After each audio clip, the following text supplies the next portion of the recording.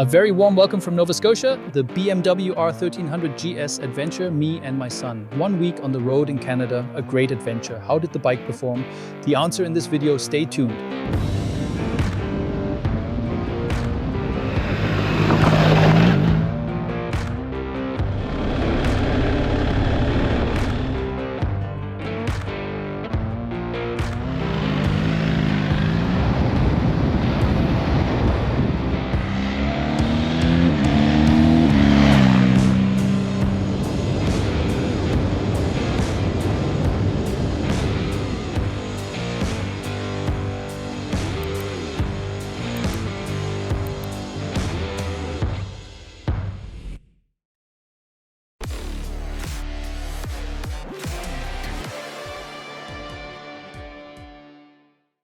Guys, I mean, just look at this.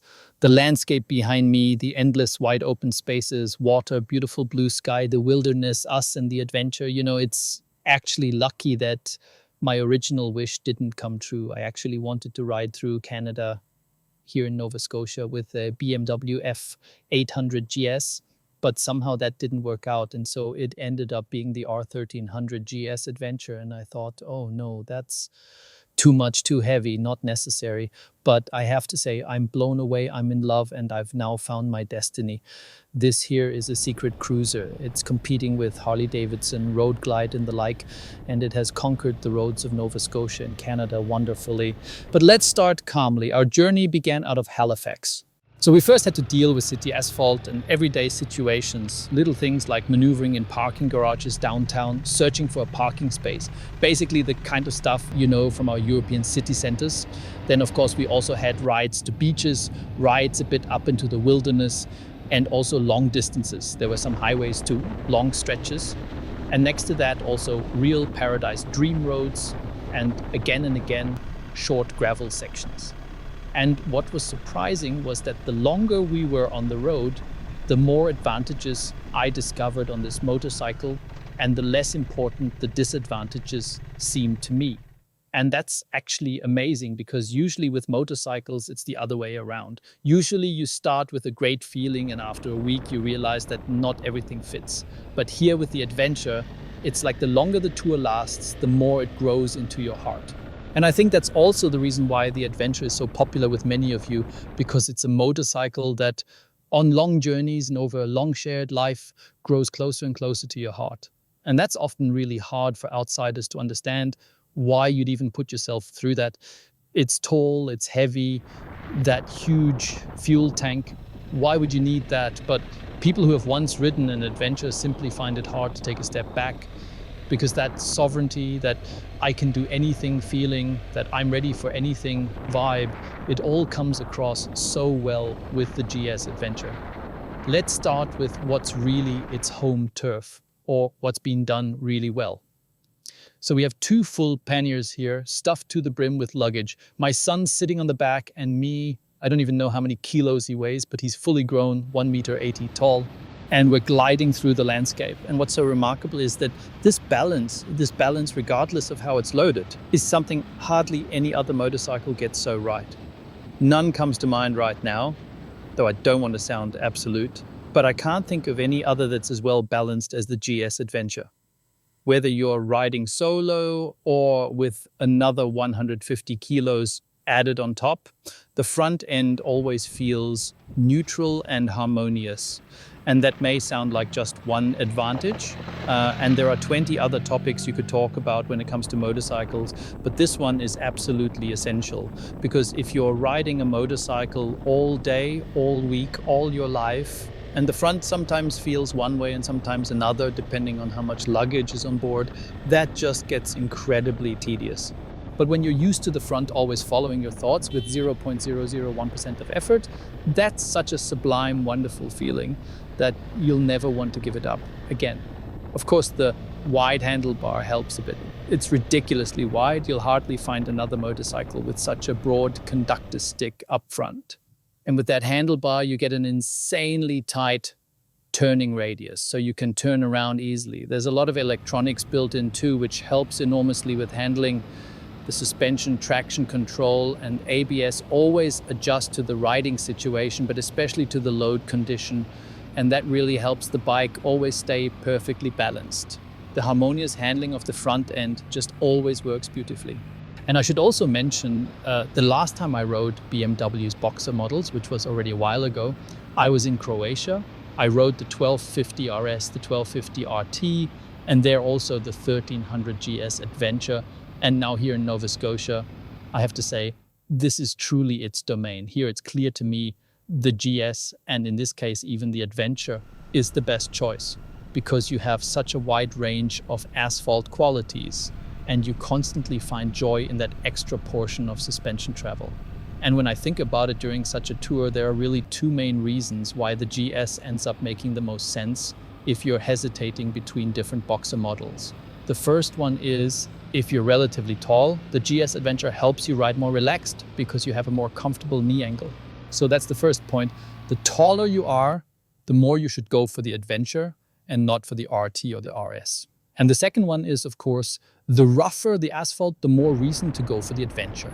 Because the Adventure has two key advantages, the 19-inch front wheel and that extra portion of suspension travel. Those are the advantages compared to the RT or the RS, which I recently enjoyed so much in Croatia, where I was wavering, not sure whether I might actually be on the wrong bike, wondering whether an RT or an RS might sometimes be the better choice. RT and RS are great choices when the asphalt quality is high, the distances are long, especially with the RT, but the moment the asphalt gets rough, the Adventure shines big time. What's also wonderful on a long journey like this is how practical these features are. Take the panniers, for instance, and when you close them, the lid stays in the right position, no more fiddling with the stopper or trying to refit it. You've got a USB port inside the pannier, and the panniers themselves, I mean, since the GS is so massive, they don't even look that bulky from the outside. A helmet fits inside easily, plus a camera or other stuff. The helmet doesn't even fill the whole thing. You can still stack some extra on top, and you could even mount a top case. So luggage, that's really home territory for the GS. You can go with the original BMW stuff, or you basically have hundreds of aftermarket options, since every accessory manufacturer wants to make something for the GS Adventure. So you can really pick from the full range. And what's also good is how well the electronics integrate into the vehicle as a whole. People often wrinkle their noses at that. It's a bit of a chicken and egg issue, right? The GS has lots of features to help manage its high weight, but at the same time, it has that high weight because of all that equipment. But at the end of the day, if you ask me what I'd want to do without, nothing. Hill hold control is brilliant, for instance. If I'm stopped somewhere in Halifax, steep streets, kind of like San Francisco, I'm at an intersection waiting, I just squeeze the front brake briefly and let the electronics hold the bike neatly in place so I can relax. And when it's time to go, it just goes. And the adaptive ride height adjustment. Yes, of course, it's great. Of course, it's convenient that when you're maneuvering on gravel, the bike lowers its seat height, that it lowers it also in city traffic. But then when you're out on a gravel track in Enduro Pro mode, it lifts up again and you get more ground clearance. Sure, that's an extra bit of comfort, and sure, we managed without it in the past.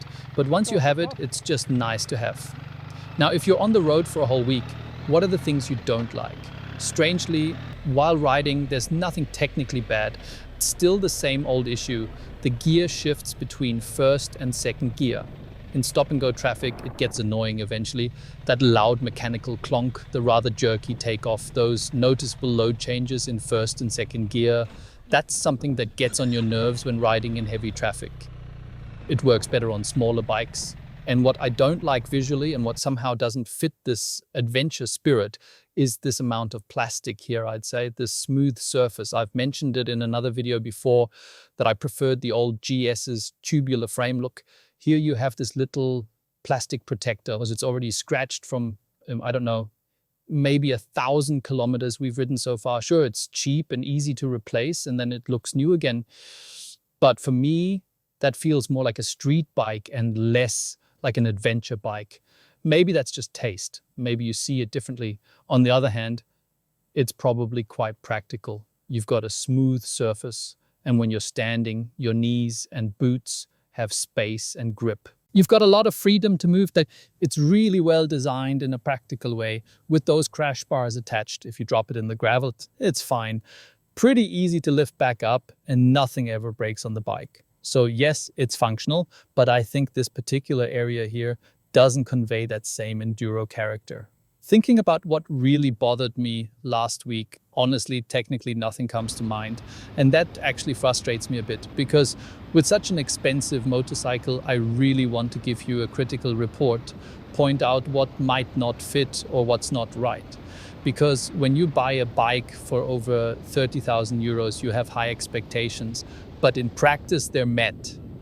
You just have to say it that way. This is now the third time I've ridden it on a long tour, and the more I ride it, the more I like it. Because I felt the same way as many of you. When I first saw that front end, that new design, I thought, I should quickly buy an old 1250 before they're gone. That one looks so much better. But the more I ride this one, the more I realize, damn it, BMW actually managed to make something good even better again. And the longer I'm on the road, the stronger that feeling gets. What comes across especially well here in Canada is the sense that it actually makes sense to have such a large displacement bike. And that's something I didn't feel as much at home. When I'm riding in the Alps, for example, I might think, okay, a smaller bike would also be fine. But here on North American roads, in the US, in Canada, and here in Nova Scotia, even though it looks small and twisty on the map, the distances are long, the roads wide, the curves sweeping, and the locals here very often ride Harley-Davidson models, road glides, street glides, touring bikes, where you just sit in the saddle, soak in the landscape, let yourself drift and glide. And this is the first time I've ridden through landscapes like this with a Boxer GS. And I have to say, it suits it incredibly well. You get that relaxed feeling in the saddle. Your pulse drops by 10 beats. You just glide along, sixth gear in. And at some point, it doesn't even bother you that there aren't any curves. Instead, you just enjoy being alive, soaking in the scenery, gliding through the landscape, gliding through life. And somehow it turns into a real cruiser. Because I used to think maybe an R18 would have been nicer or maybe something else. But the longer I ride, the more I feel, no, this is exactly right. It can cruise beautifully, sixth gear in, smoothest gliding. And when needed, it can also take on gravel roads. So it's a real blockbuster. And that's surely what adventure riders appreciate, this versatility. If I had to guess which aspect of the new GS Adventure owners might not like as much compared to the old 1250 Adventure, I'd say two things. One is the front-end design or the looks overall. I think there are many fans of the old Adventure who say the old one just looked better than the new one. And the second thing is that it no longer gives you that feeling that you can ride in sixth gear from 50 kilometers per hour upward and never have to shift again. And that's kind of a very German thing. I'm curious if viewers from other countries agree. When I talk to Canadians here, they're like, dude, what are you talking about? That's why you have a gearbox, like to shift.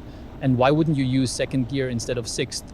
But I think for Germans, it's really important. Like they love having big displacement, lots of torque, and then they want to ride at the lowest possible RPM as efficiently as possible. And I've kind of caught that bug too. So before you'd leave a village, shift into sixth and just stay there all day. And now if you do that, the engine from about 60 or 70 kilometers per hour in sixth feels a bit strained. Strangely, when you ride with cruise control, it's not a problem at all. Like the electronics manage it smoothly, it feels perfect. But when you're holding the throttle yourself, you think, nah, better drop back to fifth or fourth. And I think that's something people don't like so much. I don't even know if you ever get used to it, because even now when you're doing 60 in sixth, you think, come on, don't crawl, move. Yeah, that's just one of those little quirks we Central Europeans have. So yeah, that's it. The Wonder Wheel, that rotary dial on the left handlebar, is just logical to use. With the new whip switch where you can adjust the windshield or the heated grips depending on your configuration, just brilliant. You select your ride modes, Pro for off-road, road mode for asphalt. It all works. It's practical. It's designed by people who really know motorcycles. The whole system is set up so you can actually use it in real life, easily. It's all where it should be. Your thumb reaches everything. No need to overthink it. And if you're wondering why I even mentioned that, BMW riders might say, of course that's obvious. Well, try using the indicator switch on another bike with this much equipment. You'll barely find it among all the other buttons. And I know many people, especially Germans, are always very critical of BMW. I don't know why that is. They have a hard time celebrating a domestic product with any pride. They're always hypercritical toward BMW. But when something is good, you have to acknowledge it. The feel of these controls, the ergonomics, how everything is reachable, even with so many features, nobody does that as well as BMW. They just nailed it because they have been consistent, following one clear line, not changing things randomly every year. They've stuck to it for 10 years now. So you just know your way around. And the next area where they've clearly stayed consistent, and you feel that they really know what they're doing by now, is the electronic suspension. The BMW nerds among you, the real experts who know when the first ESA came out, post it below. But as far as I remember, when I first rode a bike with ESA, I didn't even have a single gray hair yet. And my son, who's now 15, sitting back there, I think he wasn't even born yet. So it feels like it's from the last century. They've gained an unbelievable amount of experience. ESA 1, then ESA 2, now all the new dynamic generations. I couldn't even tell you which generation this one is, but with each one, they've made another step forward. When you brake, when you accelerate, when you shift gears, the suspension just works. It's set up perfectly, beautifully set up. The one area where there's still room for improvement is when you're gliding along and you hit a bump or pothole. It doesn't magically disappear. And if I spend 30,000 euros on a motorcycle, I want that pothole to be magically erased. You've got the electronics, you've got the hardware, you've got the hydraulics. Come on, make that pothole vanish. I can't believe it.